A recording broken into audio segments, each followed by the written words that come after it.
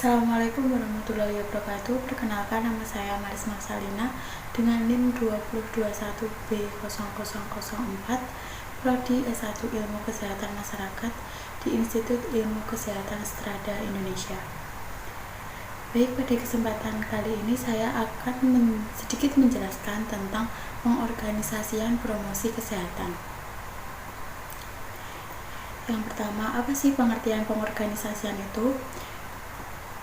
Pengorganisasian dilakukan dengan tujuan membagi suatu kegiatan besar menjadi kegiatan-kegiatan yang lebih kecil. Pengorganisasian mempermudah manajer dalam melakukan pengawasan dan menentukan orang yang dibutuhkan untuk melaksanakan tugas-tugas yang telah dibagi tersebut. Pengorganisasian dapat dilakukan dengan cara menentukan tugas apa yang harus dikerjakan, siapa yang harus mengerjakan, bagaimana tugas-tugas tersebut dikelompokkan, siapa yang bertanggung jawab atas tugas tersebut, dan pada tingkat mana keputusan dapat diambil. Selanjutnya ada tujuan pengorganisasian. Yang pertama, menciptakan kerjasama yang lebih efisien. Yang kedua, mengembangkan kemampuan dan keterampilan staf. Yang ketiga, menumbuhkan rasa memiliki dan menyukai pekerjaan. Yang keempat, mengusahakan suasana lingkungan kerja yang meningkatkan motivasi dan kerja staf. Yang terakhir, membuat berkembang secara dinamis. Selanjutnya ada ciri-ciri pengorganisasian. Yang pertama yaitu terdiri dari beberapa orang. Yang kedua, adanya kewenangan, koordinasi, dan pengawasan. Yang ketiga, tiap anggota mempunyai sumbangan usaha. Yang keempat, ada kegiatan-kegiatan yang berbeda tetapi saling berkaitan. Yang kelima, adanya suatu tujuan. Selanjutnya, ada batasan fungsi organisasi. Batasan fungsi organisasi ini fungsi organisasi merupakan alat untuk memadukan atau sinkronisasi dan mengatur semua kegiatan yang ada kaitannya dengan personil, finansial, material, dan tata cara untuk mencapai tujuan. Selanjutnya ada manfaat fungsi organisasi. Yang pertama, pembagian tugas untuk perorangan dan kelompok.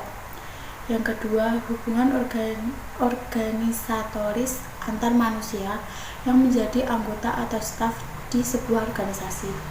Yang ketiga, pendelegasian wewenang. Yang keempat, pemanfaatan staf dan fasilitas fisik yang dimiliki organisasi. Selanjutnya kita akan membahas tentang langkah-langkah pengorganisasian. Langkah-langkah pengorganisasian ada 6, yaitu yang pertama, tujuan organisasi harus dipahami oleh staf. Yang kedua, membagi habis pekerjaan dalam bentuk kegiatan-kegiatan pokok untuk mencapai tujuan. Yang ketiga, menggolongkan kegiatan pokok ke dalam satu kegiatan yang praktis. Yang keempat, menetapkan kewajiban yang harus dilaksanakan oleh staf dan menyediakan fasilitas yang mendukung. Yang kelima, penugasan personil yang mempunyai kemampuan. Dan yang terakhir, mendelegasikan wewenang. Selanjutnya kita akan bahas tentang pengembangan pengorganisasian.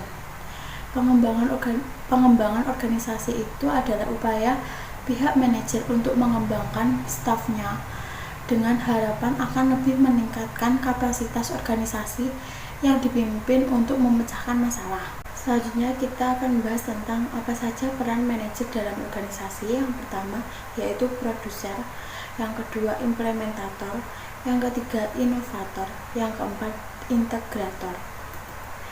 Selanjutnya pengorganisasian dalam promosi kesehatan. Konsep kesehatan masyarakat memperlihatkan bahwa tujuan kesehatan masyarakat dicapai melalui kegiatan kelompok masyarakat yang terorganisasi. Dari batasan pengertian ini terlihat bahwa petugas dan pengelola kegiatan kesehatan masyarakat perlu memiliki keterampilan untuk melaksanakan dan mengelola kegiatan serta menyusun kebijakan kesehatan masyarakat yang berorientasi pengembangan pengorganisasian masyarakat atau yang disebut PPM. Selanjutnya, Apa saja bentuk-bentuk pendidikan dan promosi kesehatan? Yang pertama, penyampaian informasi dan motivasi secara individu, yaitu dengan konsultasi, konseling, dengan bantuan media, booklet, leaflet, lembar balik, poster, atau self-assessment dengan bantuan komputer. Yang kedua, penyampaian informasi dan motivasi secara kelompok dengan bantuan media audio, video, cetak, internet, atau melalui forum seperti seminar, teater, pameran, dan media tradisional.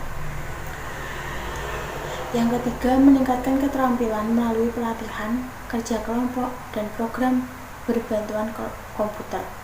Yang keempat, adanya advokasi. Yang kelima, penggerakan masyarakat melalui pemberdayaan dan pendampingan dalam upaya pemecahan masalah kesehatan. Selanjutnya, aplikasi perencanaan dan pengorganisasian promosi kesehatan masyarakat. Sasaran berbagai kelompok masyarakat, yaitu yang pertama community, yaitu berbatas wilayah geografis. Yang kedua, society, yaitu tanpa batas geografis. Yang ketiga, masyarakat umum dan masyarakat khusus. Selanjutnya, bagaimana cara melaksanakannya? Yang pertama, secara langsung mengorganisasikan masyarakat. Yang kedua, tidak langsung dengan memanfaatkan organisasi yang ada di masyarakat atau kelompok masyarakat yang terorganisir, yaitu seperti sekolah, kampus, pesantren, pabrik, dan perusahaan.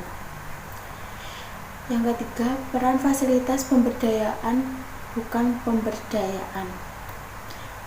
Maksudnya peran fasilitasi memberdayakan bukan pemberdayaan. Prinsip steering rather than rowing, yaitu mengarahkan daripada mengayuh, yaitu berfokus pada pengarahan bukan pada produksi pelayanan publik. Memisahkan fungsi, yaitu antara mengarahkan yang dimaksud dengan kebijakan, regulasi, dan fungsi mengayuh, yaitu yang dimaksud pemberian layanan. Peran sebagai fasilitator daripada langsung melakukan semua kegiatan operasional. Baik, itu yang bisa saya sampaikan tentang pengorganisasian promosi kesehatan. Bila ada kurang dan kesalahannya, saya minta maaf yang sebesar-besarnya. Thank you for watching, and wassalamualaikum warahmatullahi wabarakatuh.